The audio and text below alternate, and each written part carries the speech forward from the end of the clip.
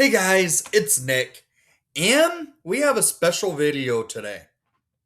This is in collaboration with Blackhawks Conversation host on his YouTube channel, Ryan McGregor, who's also doing some articles for Blackhawks Up as he's been covering Connor Bedard's off-season workout, and then we'll get into that a little bit. Also, we will talk about the wrench thrown that Kyle Davidson made and making the big trade for Bo and Byram, off-season plans for what we would like to see the Hawks do, and just a couple more brief topics like what we could expect for next season to come.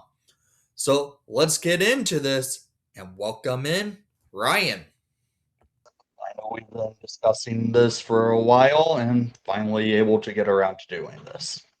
Yeah, we've talked about it for a while, so I'm glad we can do it now. So I know I've mentioned bringing you in that what you've been noticing that you've been covering Connor Bedard during his off-season workout and what putting out some articles on Blackhawk Up. Want to talk me through what you've noticed from his workouts? Yeah, for sure. It's kind of something that happened. Honestly, kind of all the pieces just fell in the right spot. I got brought in on Blackhawk Up kind of at the right time, just at the end of the season. And I just had this idea one day out of nowhere when the season ended. I thought, well, I'm going to go down to the rink and see if I can catch Connor and maybe ask him a couple questions. And now it's kind of snowballed and turned into this. I'm going there twice a week, and now I'm writing articles weekly for Blackhawk Up. So it's grown quick, but it's been a ton of fun. I mean, getting to go down to the rink twice a week and watch your favorite player play and ask him questions after. I mean, it doesn't really get much better than that, to be honest.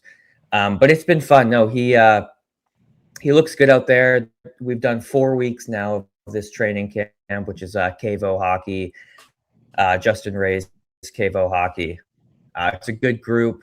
Luca Cagnoni, Fraser Minton, Caden Lindstrom, Kent Johnson, a couple of the local BC guys are down there. I haven't seen Macklin Celebrini yet. I know he historically has trained with them.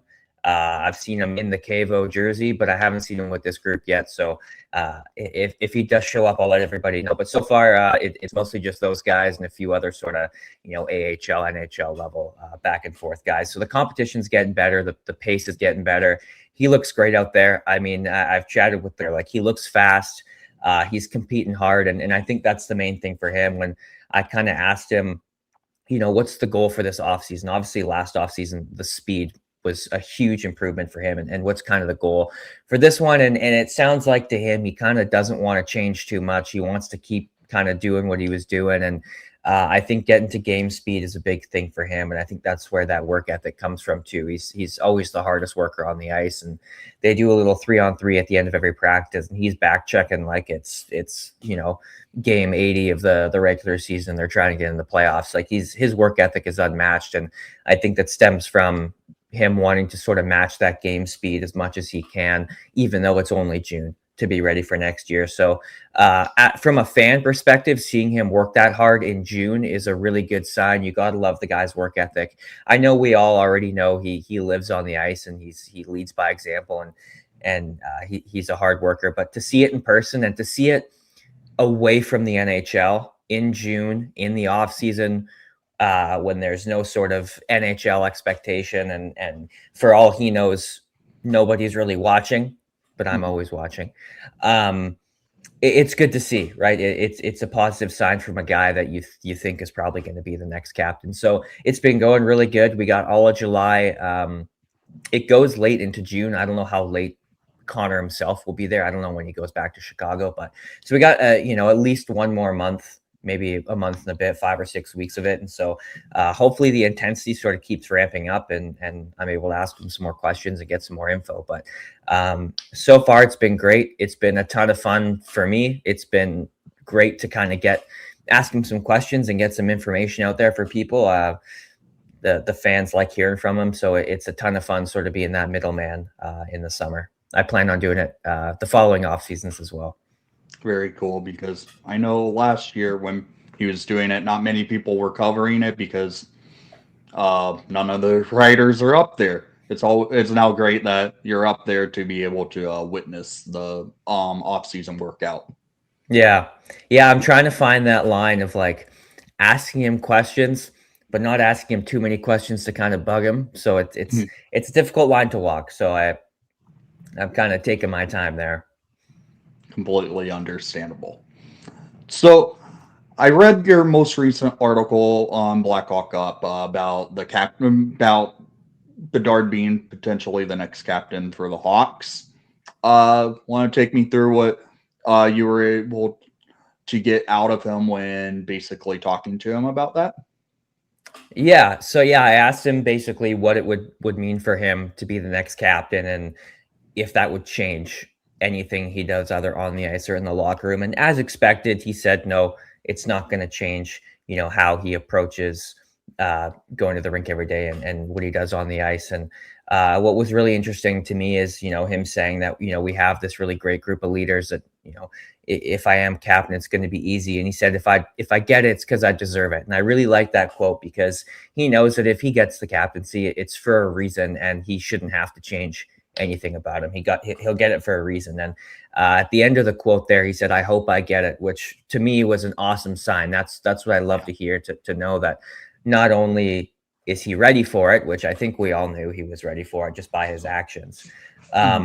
But to hear that he wants it is a really encouraging sign. And to me, it didn't really take off as much as I thought it would. Maybe people didn't really connect the dots, but for me, that kind of put my contract negotiation worries a little bit down because him openly saying he wants the captaincy just it makes me not worried about and I wasn't worried about the contract, but people talk and people start to get in your head and we get later into June and the thoughts start creeping in of, okay, why hasn't this happened yet? And I'm sure there really is no need to worry and I'm not worried, but that quote just added some extra ease of like, okay, he not only does he want to be here, he wants to be the captain. So to me, I really appreciated his answer that he had to give when I asked him that question. What were your thoughts on it?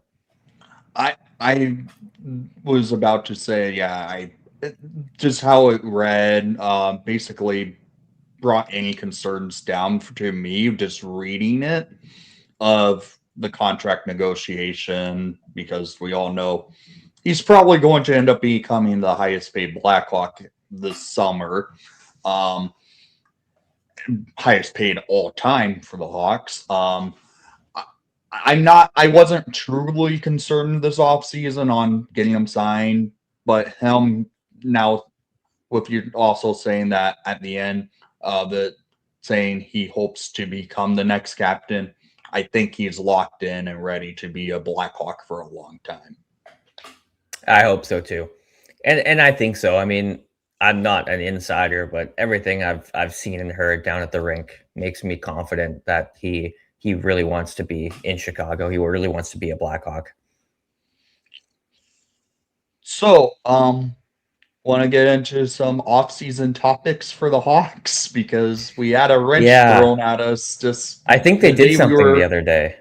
Yeah, something on the day we were actually supposed to originally record this. Yep. Good thing we kind of Yep. postponed. um, Yeah. so, Bo and Byram to the Chicago Blackhawks.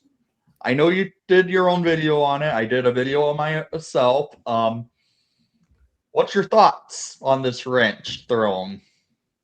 Well, it is good we're talking about it now because the video I did, I recorded the video 10 minutes, not even 10 minutes after the trade came out. Yeah, I that's saw the the same. notification.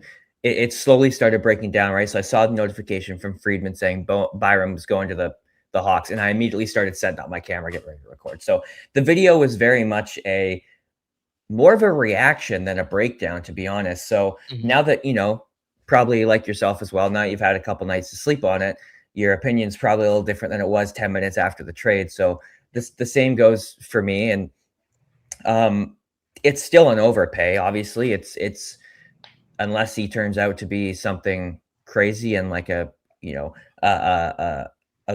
number one D man and he can be what he seems to think he can be and what Kyle Davidson thinks he can be, it's going to be an overpayment. But that's okay, because you look at the context of the rebuild and the whole league, by the way, you've probably seen, you go on Twitter and the whole league is just pointing and laughing right now. But to me, it's not as bad as it sounds. Like, I think it's a combination of people overvaluing draft picks.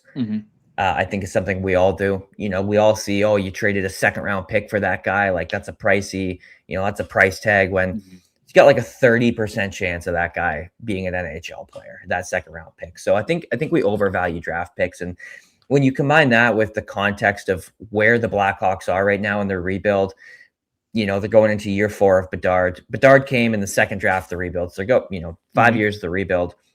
They haven't finished outside the 31st. They have so many more prospects and draft picks than they can do anything with. They have more than a roster full of prospects in every position. They have more draft picks than they still have 3 first round picks next year. They still have 2 second round picks this year after trading 1. They've got everything. And what they need is somebody who can help you now. And yeah, you're giving the 4th overall pick and a second, and Crevier being a 5th or 6th defenseman. I still think, even after his breakout last year, even if he, can replicate it, I don't think he's going to get the same opportunity. We have other guys coming in that are going to take those minutes. So you give up a 5th or 6th defenseman, you give up a second round pick that, again, very well may never see NHL action. And if they do, it's not going to be for 5-6 years, maybe. And then the 4th overall pick, obviously being the big one. But with the 4th overall pick, the Hawks are going to be looking to get a top pair defenseman with some offense. And that's a guy that's going to take, again, 3-4 years to not just get to the NHL, but make a significant impact and start looking like the player you drafted them to be. Bowen Byram's that right now. Bowen Byram's 25 years old. He fits the timeline of this group. He's a solid, at the minimum, we know he's a solid second pair defenseman. He was the second best defenseman on Buffalo in the playoffs last year. And he's a guy that he truly believes he can be a number 1.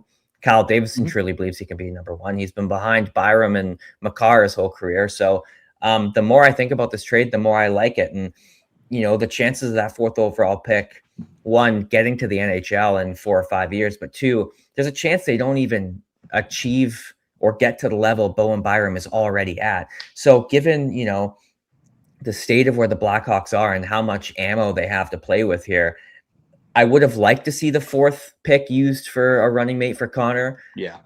But I'm not as upset about this trade as a lot of people on Twitter are, a lot of people at the Hawks fan base are. And I'm stoked to see Byram in a Hawks jersey next year. He helps the team now, and he's going to make a big difference now. He's going to make a huge difference on the power play. Finally, Bedard has somebody to play with. Finally, they have a quarterback. So Bedard's no longer going to be quarterback in that thing. Thank God.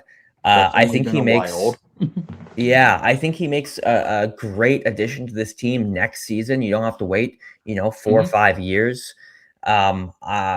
It's an overpay, but that's the market right now. Like, you look at the rumored offers out there from San Jose, the 9th, was it the 9th, the 27th, and a prospect. And then you had the Rangers offering up the 5th overall pick. The Leafs wanted the 4th for Nyes, and then Frondell or Nazar and the 4th for Nyes, which is, if Kyle Davidson had done that, he would have been run out of town. So obviously, he didn't do that. I have a Frondell Djurgården jersey, so I'm like, you're happy then. Don't trade Frondell. So just like, given the context of the rebuild, where they're at, what they need right now, and what the market is, man, like, nobody's going for cheap right now. Those are what the prices are. If the Rangers, and I think part of it too is maybe a smaller part of it too is it's because it's the Blackhawks. If the Rangers had traded 5 for Byram, you wouldn't be seeing this uproar on Twitter. I can promise you that. I think people would be calling it an overpay still, obviously. Oh yeah. But I don't think it would be to the degree it is because it's the Blackhawks. So that's my take. I'd love to hear your kind of, you've had a couple nights to sleep on it now. I'd like to hear your take as well. So you basically hit it on the ball right there. What you were saying is where I'm at. I get it. I was kind of looking forward for draft day on Friday. Still am. Hopefully the Hawks can find a way back into that first round. Don't know if Carolina has their first round pick because Davidson loves taking those first round picks from Carolina. But Yeah. there's the thing.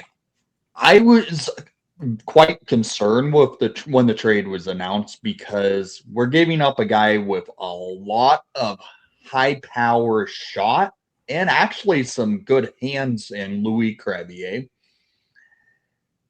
And we're also giving up that fourth overall pick. The 45th pick, I was already expecting that to be traded at one point in the draft anyway. So giving up the 45th pick, I was not too surprised about. It's that fourth overall pick. Yeah, I was concerned knowing we could have had Byram back in 2019, but now we have him. I do look forward to having Byram because I do enjoy his play style. My thing was at the time, okay, we just traded away a fourth overall pick. I wasn't thinking it as such at the point.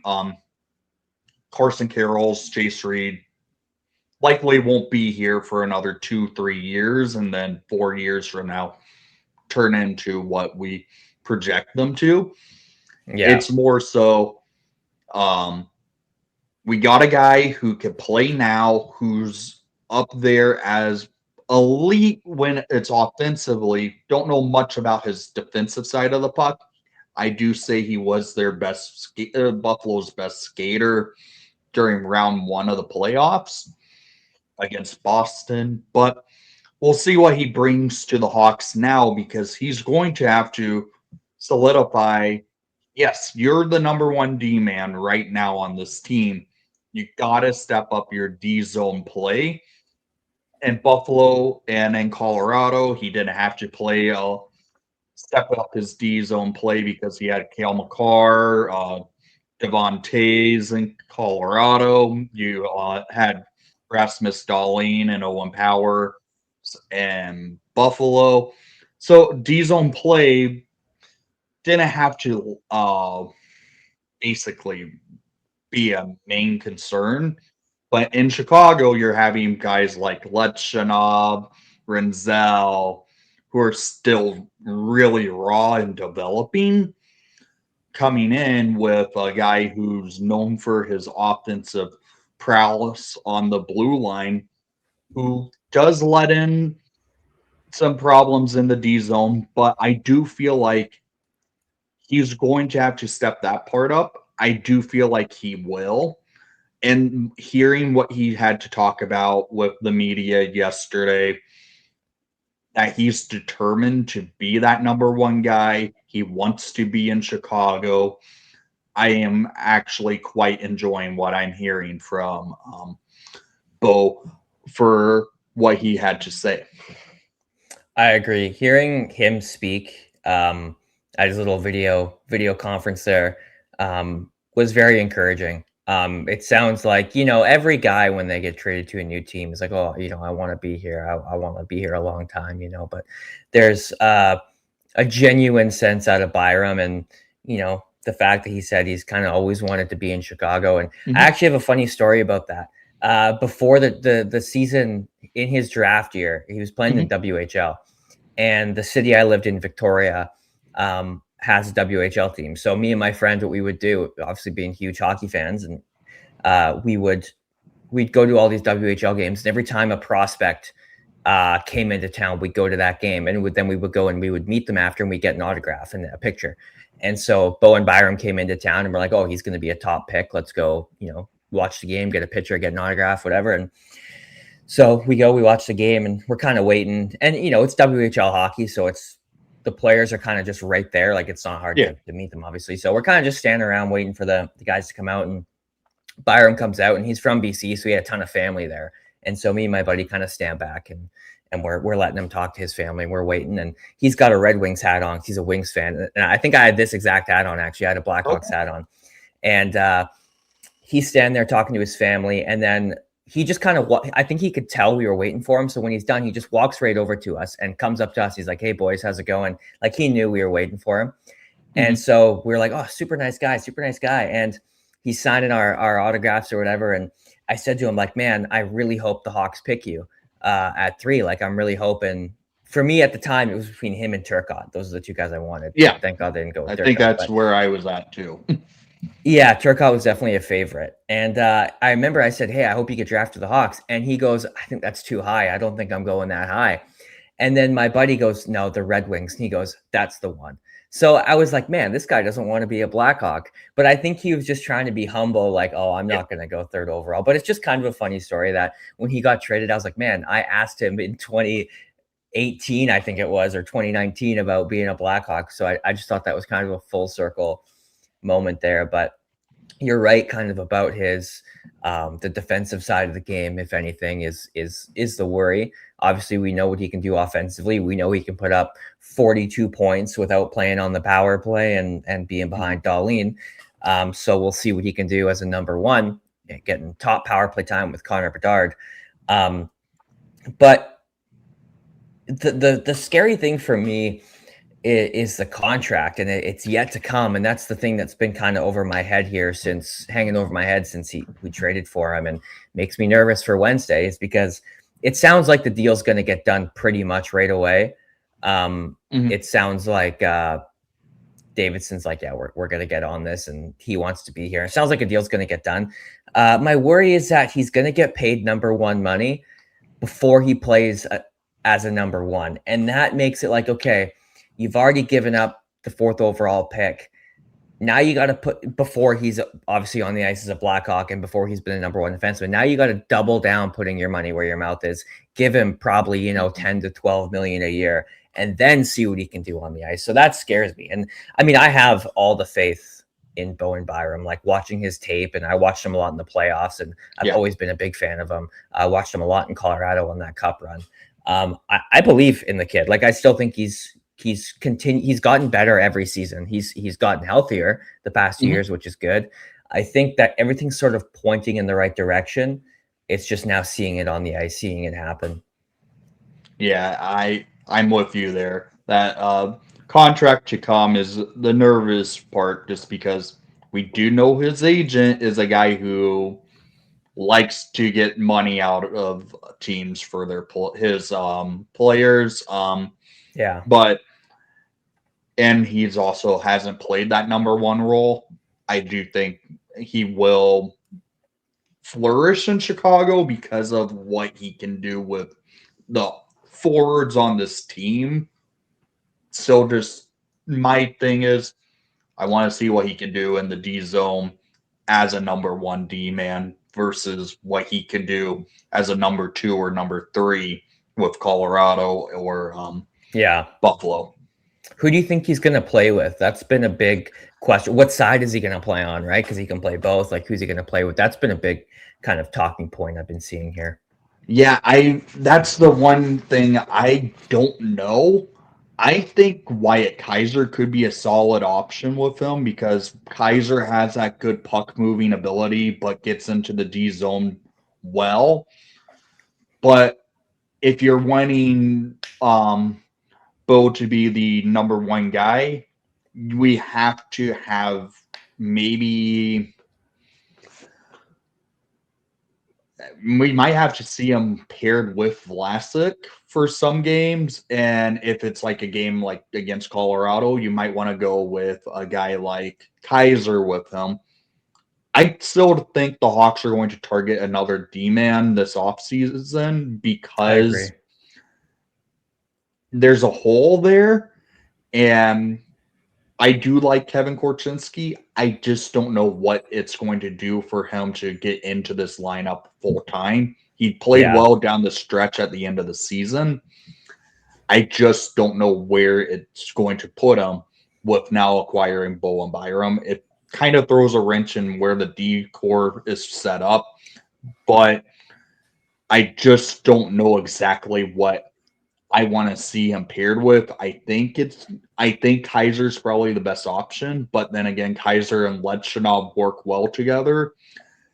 I just don't know exactly what we'll see.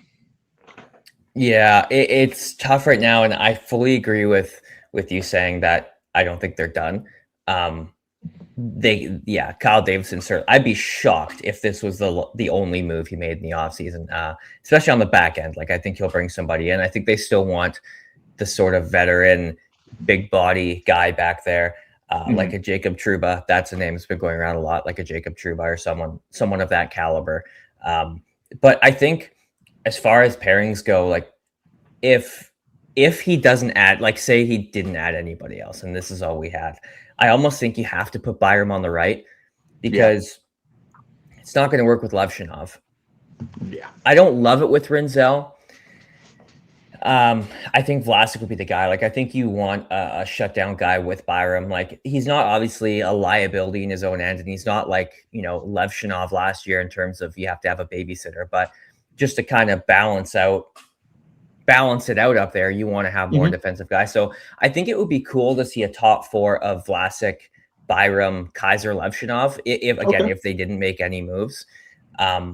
But again, they just can't be done. So I almost feel like it almost is pointless going over lines right now because they probably are, not done. I think him and Vlasic would be really interesting. But it'd be nice if they brought in ideally a right-handed defenseman. Then you could have Byram on his natural side with a big righty on that top pair. And that would be great. Like if you could have Byram and let's just say Trouba for the sake of the argument, Byram and Trouba on your top pair. I mean, that takes so much pressure and responsibility off of Vlasic, Levshinov, Kaiser, Rinzel, maybe Korchinski's in there too. Like that takes all the pressure. Like they're no longer the guys. Like Levshinov, last year is like, well, I'm 20, I'm still figuring out the league, and a lot of nights I'm kind of the guy back here already. So it takes a lot of that pressure off, and I think it'd be nice to have a top pair of like a Byram Trouba. If you go into opening night with Byram and Trouba, I mean that's a whole different decor back there. Yeah, I agree. I would say this. I've never liked Jacob Trouba, but him coming to if he came to Chicago, it makes sense. The guy is a bulldozer on the blue line, something the Hawks have not had. You would have thought Krevy and Vlasic could have been like that with their size. They don't hit much, but we do need a guy who can hit and solid in the D zone. Trouba could be that option there, but I just am wondering where the Hawks are going to go if they do go the route of getting that another defenseman and maybe a winger for Connor Bedard this offseason. So what do you think the Hawks are going to be doing this coming free agency or via trade? Because the free agent market's kind of weak and trade market's obviously where it's at right now. Yeah. When I first saw Tuck get signed and trade, was it yesterday? I was a little disappointed because I wanted Alex Tuck. But the more I thought about it, the price and the term, I thought, well, I'm confident in the group they have. Like, Bedard, Frondell, Nazar, Kanserov, Lardis. They got Bertuzzi still, more. I don't know if I said more, but, there's so many guys that Nestrasil down the line. There's so many guys that I believe in and I think are relatively close, if not for some of them already there as top 6 players. And so I think in the long term, I fully believe in them and I would like to see what they can do. So I think maybe it's a good thing they didn't sign a guy like Alex Tuck to such an expensive price tag for such a long time, because I could really throw a wrench into things down the line. I think if they're going to go out and get some help for Bedard, I would like to see it be, it doesn't need to be a big name, not the contract, just in terms of the play style, like a Jake DeBrusk or a Brock Besser. Again, not those guys exactly, but players of kind of that caliber that you can bring in to play for a couple years, maybe on his wing until, you figure out who's playing center. Maybe you then want to move front out of the wing, and then these bigger contracts start kicking in. And ideally you have a top line player in at least, Frondell, Nazar, Lardis, guys like that. So I believe in the forward core. I think the D core needed a lot more work and need a lot more help. They've kind of started to address that here with Byram.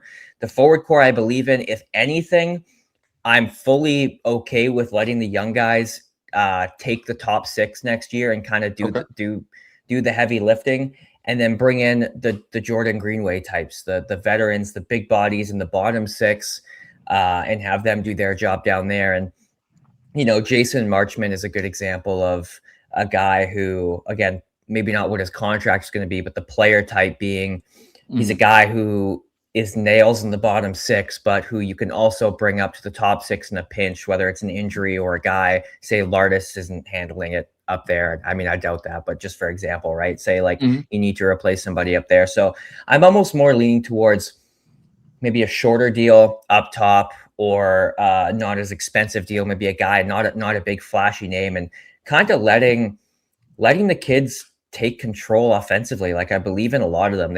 A lot of them have proven to already be top 6 talents in the NHL. And I think if you're going to add physicality and a veteran, I think that's a bottom 6 thing. And I'd like to see them do that. So I don't know if that answer fully made sense. I feel like I was all over the place there, but I hope that made sense. When you brought up Marchment, he was on my list of maybe targeting. I would also target AJ Greer, because I do think this team needs some grit and someone who can pot some goals. Greer is that type of player who can punch people and protect players like Bedard, Nazar, Frendel, and also pot some goals. Marchment makes sense if the term is right and for the dollar value. Blue line, I do think definitely the Hawks need to work on it. Hawks also need to sign a player like Drew Commesso to extension. I'm thinking it's coming soon, because yesterday the Ice Hogs announced they signed a goalie. And with them having Adam Guyon, I think we might be seeing the point where Arvid Soderblom might be on his way out, maybe via trade, and Commesso becoming the backup next season. Don't know if that's going to come into fruition, but I do think it's a possibility, because Soderblom's on his final year of his deal.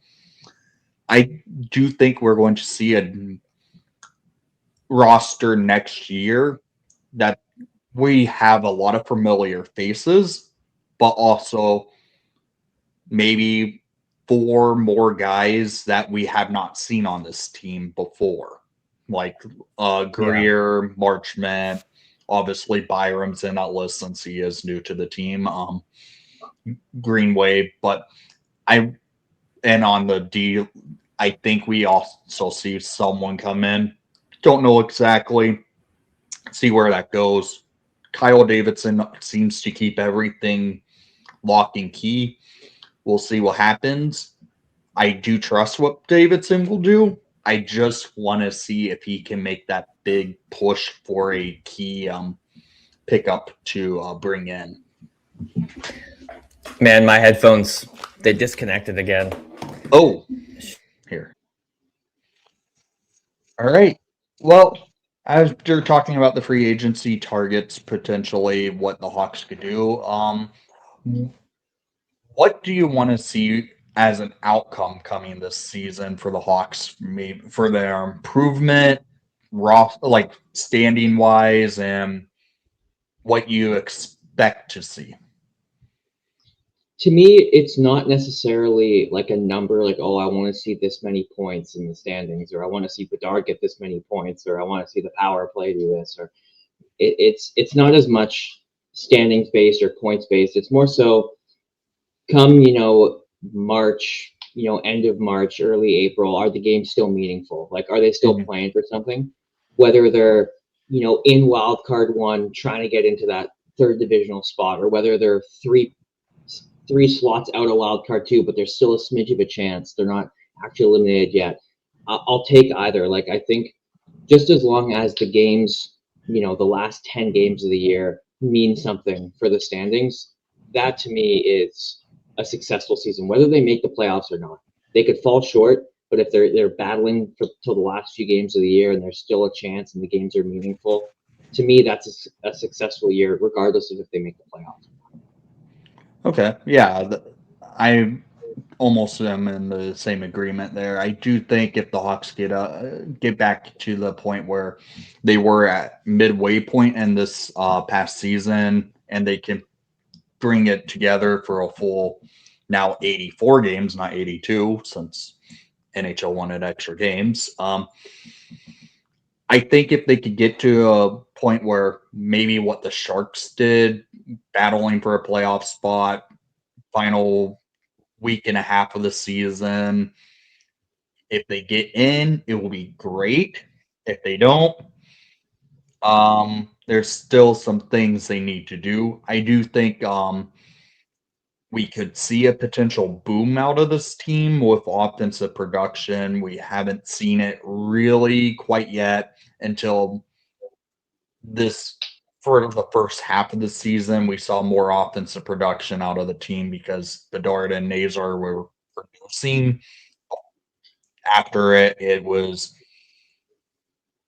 kind of inept when it came to offense, but I do think with everyone going in for another season, Bedard year 4, Nazar technically year 3, but on the record, he's technically going to his 4th year pro eligibility. I think we're in for a season where this team is ready to kind of push. Do they make it? I don't think so. I do hope they can make it because it'd be nice to see some Blackhawk playoff hockey after almost a decade out of it.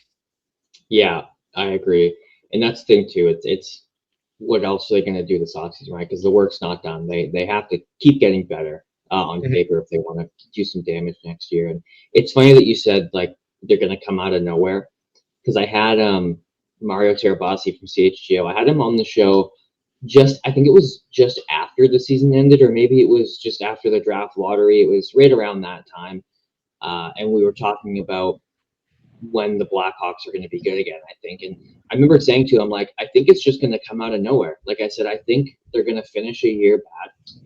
People are going to be like, oh, the Blackhawks are still bad.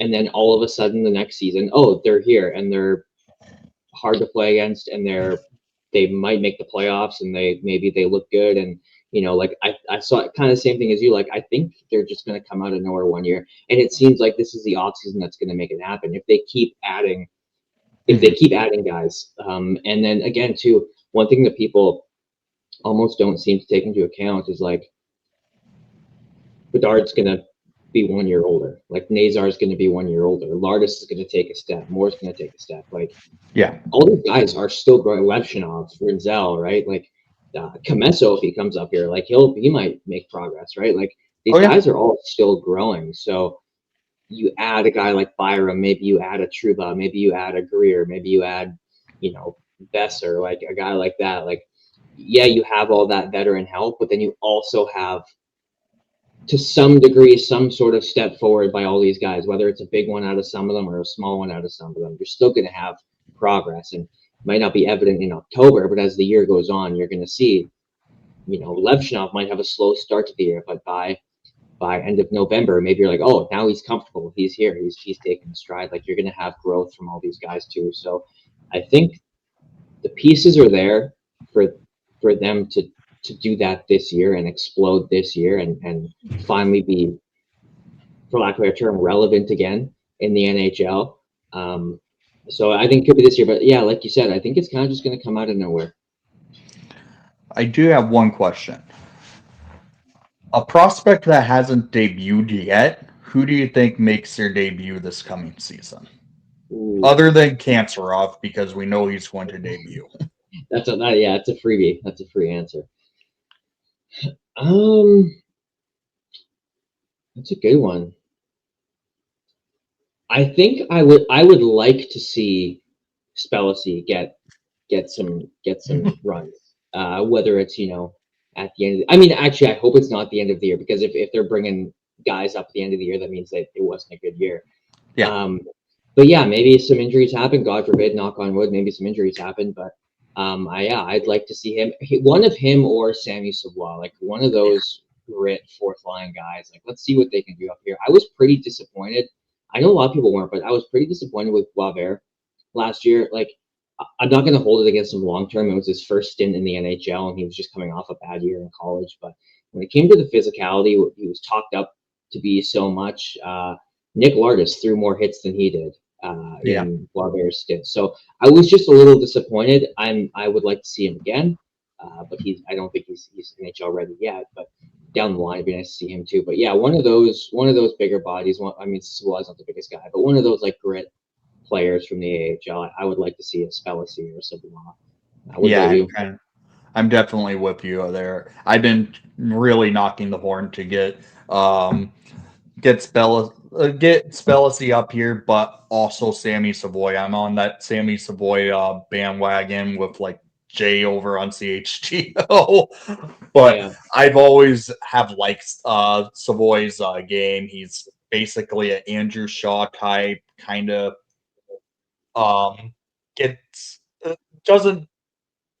seems like he's one of those guys who you want in a locker room.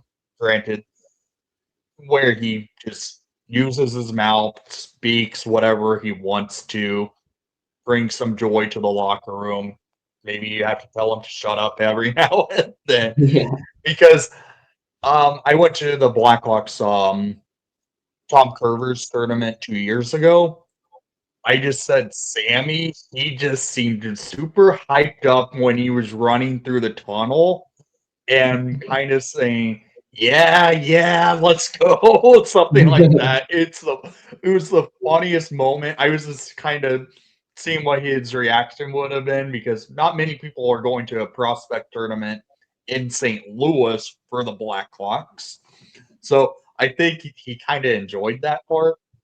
AJ Spellacy is a guy who's a bull in the china shop. If you watched him during the World Juniors, he's a guy very impressive. Going to be fun to watch, especially since he almost made the team 2 years ago, right out of the draft and his preseason. Yeah, his World Juniors was very impressive, and it put him on the map for a lot of people, not just in the Hawks organization or fan base. I think a lot of people kind of league wide were like, okay, this Spellacy guy, we might see him down the line. He had a very good tournament. So I think we pretty much covered through what all we wanted to talk about. Any closing statements you want to talk about? Yeah, I think we pretty much covered everything, at least in terms of immediate sort of news around the Hawks and kind of what everyone seems to be talking about right now. But yeah, it was a lot of fun. We'll have to do it again. I appreciate you having me on. Apologies for all the technical difficulties. If you noticed the cut in the video to me not having headphones and the audio sounding different, it's because my equipment has just been failing me the last few days. So thank you for bearing with me through that. I appreciate it. Yeah, no problem. I appreciated you coming on.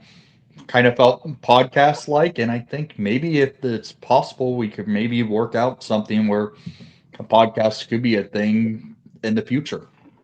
Yeah, for sure. Well, we can talk about that. Absolutely. Yeah, it was fun. This sort of long form conversation. It's a ton of fun. Yeah.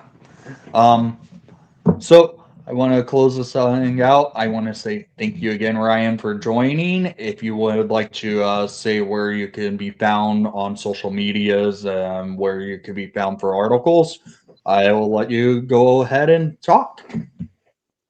Pretty much on all platforms, it's Blackhawks Conversation, TikTok, Instagram, YouTube. Twitter, it's Ryan McGregor, CHI. And if you want to see Bedard off-season videos, that's where I post them all. It's on Twitter. So if you want to see video of him training, that's where to see that. And I contribute over at blackhawkup.com. So if you want to read about his off-season training, that's the place to do it. And Blackhawks Conversation everywhere else. I'll make sure to have those all linked in the description once video is all uploaded. So, guys, I want to close this thing out by saying thank you again, Ryan, and thank you for watching the broadcast. Please leave a like and subscribe if you haven't done so already. Make sure to follow Ryan over at Blackhawks Conversation and all his medias. And most of all, let's go Hawks.